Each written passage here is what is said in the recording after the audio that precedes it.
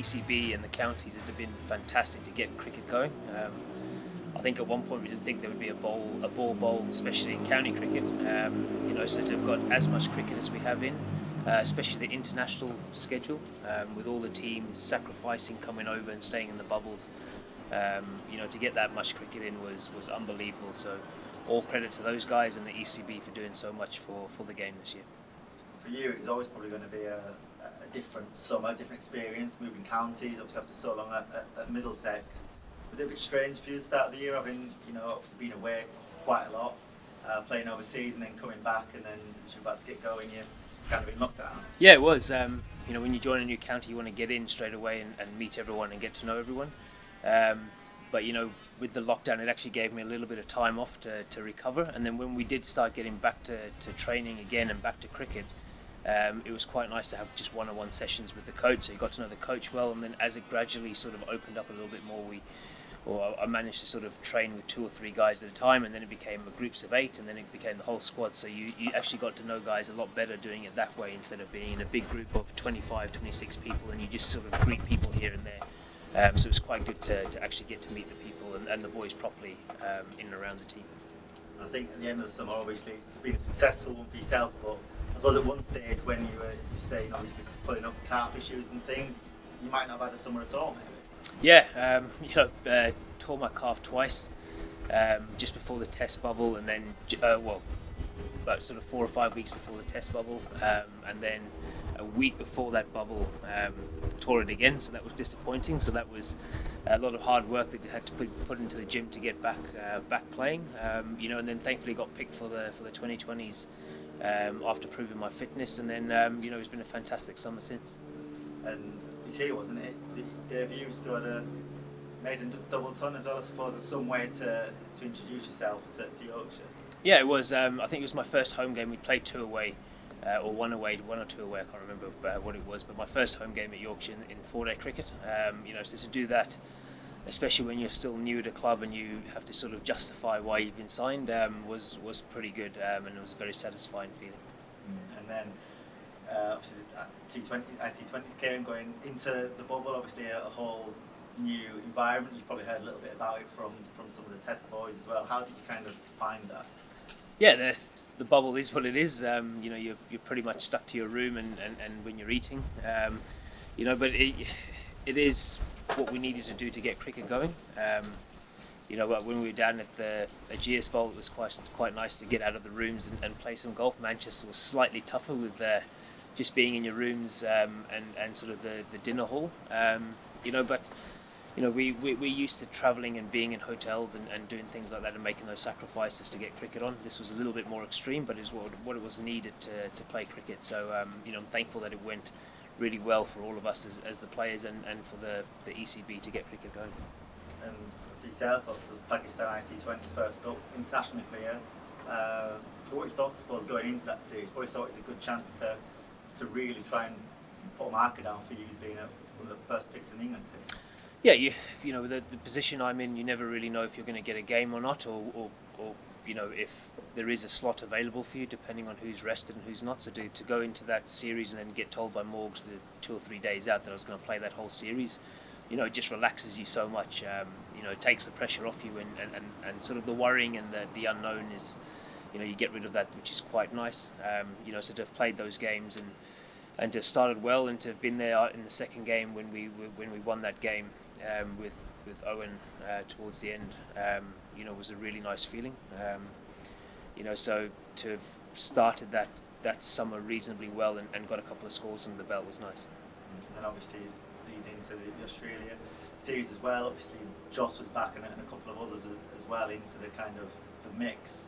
How pleasing was it for you that confidence given to you ahead of the Pakistan series was then, I suppose, continued for you throughout? Yeah, and same again.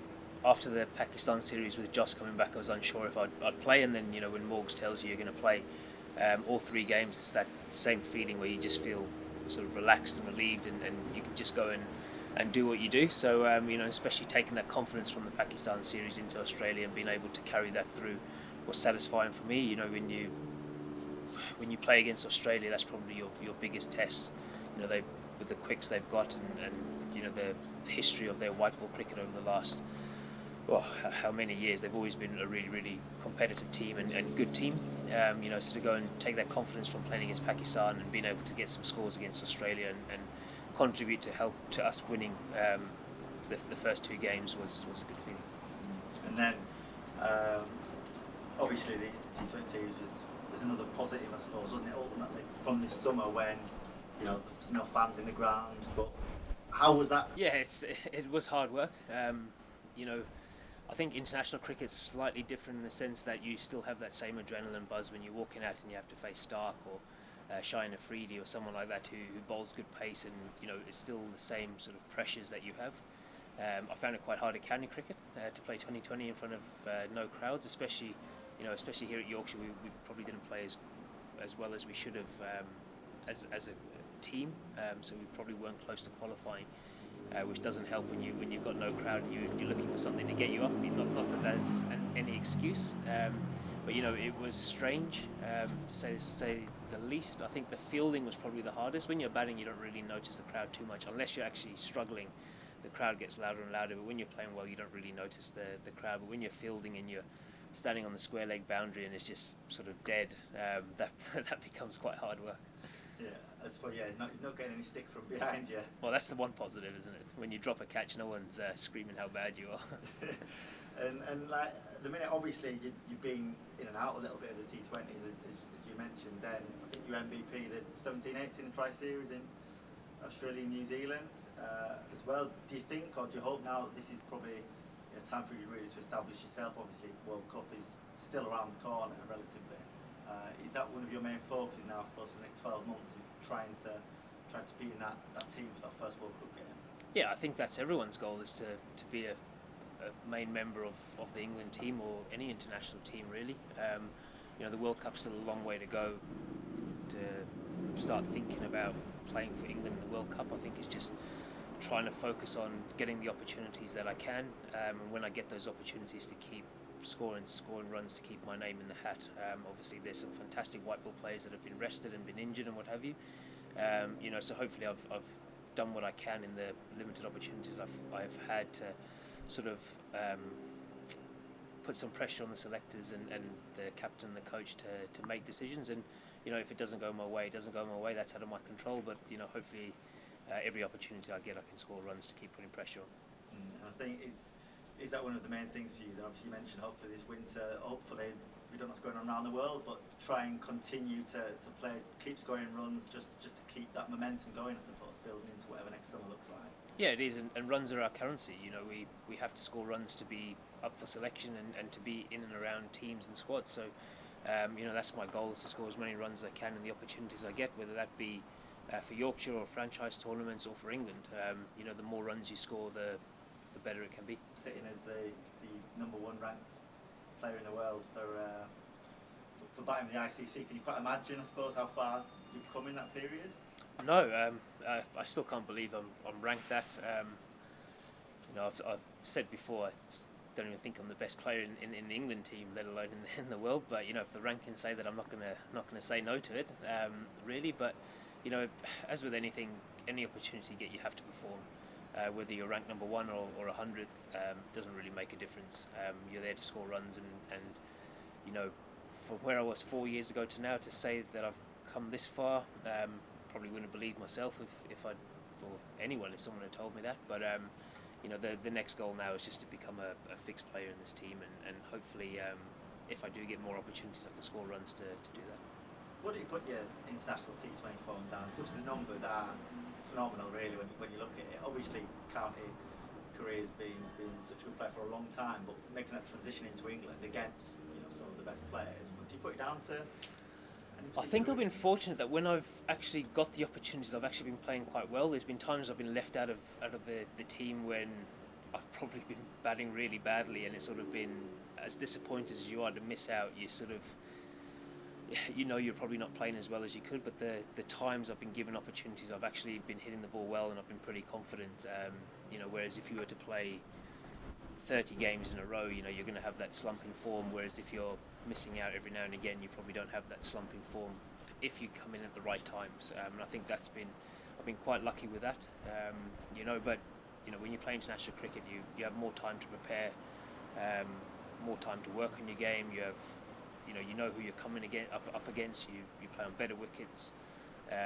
So there's a lot of things that sort of go in your favour. It doesn't mean it's any easier, because it's definitely not any easier. It just I think you have a few more things or a few more ways to prepare and get ready for it, instead of it just being you rock up and sort of you're unaware of what the surfaces are going to be and who's going to be playing and so on. So one of those, I guess, strive, I suppose, a little bit on that kind of being in that environment, because obviously it's so different to county cricket, isn't it? Like you said, yeah. Preparation probably more than anything. Oh, preparation. I'm so big on preparation. It doesn't mean that you're going to perform, but it just gives you that extra slight edge to be a bit more consistent than you are when you're playing county cricket, and you sort of play, travel, without being able to sort of get into any rhythm on off days and what have you. But yeah, it's you still have to score the runs no matter where you play. I don't think there is a secret to it. It might just be that I've played well at the times and been given opportunities.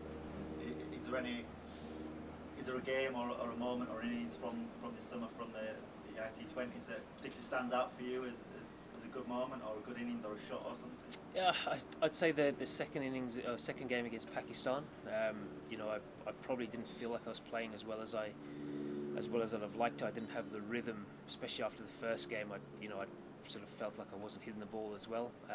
So to have got through that period and to have been there at the end, and to finish a game off at the end was probably the most satisfying for me.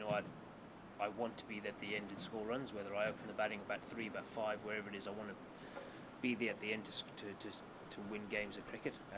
So for me that was probably the most satisfying bit for me. And do you think your game over the years, I suppose it has to, but has developed a little bit to play like that 360 shots all around the pitch? I suppose you've got to, haven't you, these days? Yeah, you have to, especially with all the young guys coming through now. You see these 19, 20-year-olds, 21-year-olds, they come through and they can play every shot in the book, and they hit the ball further than you and cleaner, and they've got all the confidence in the world because they've been growing up on the 2020 sort of format, if you want to put it that way. So for us older guys, you need to keep developing your game and keep challenging yourself to get better in different areas and looking at different ways where you can sort of compete with those guys.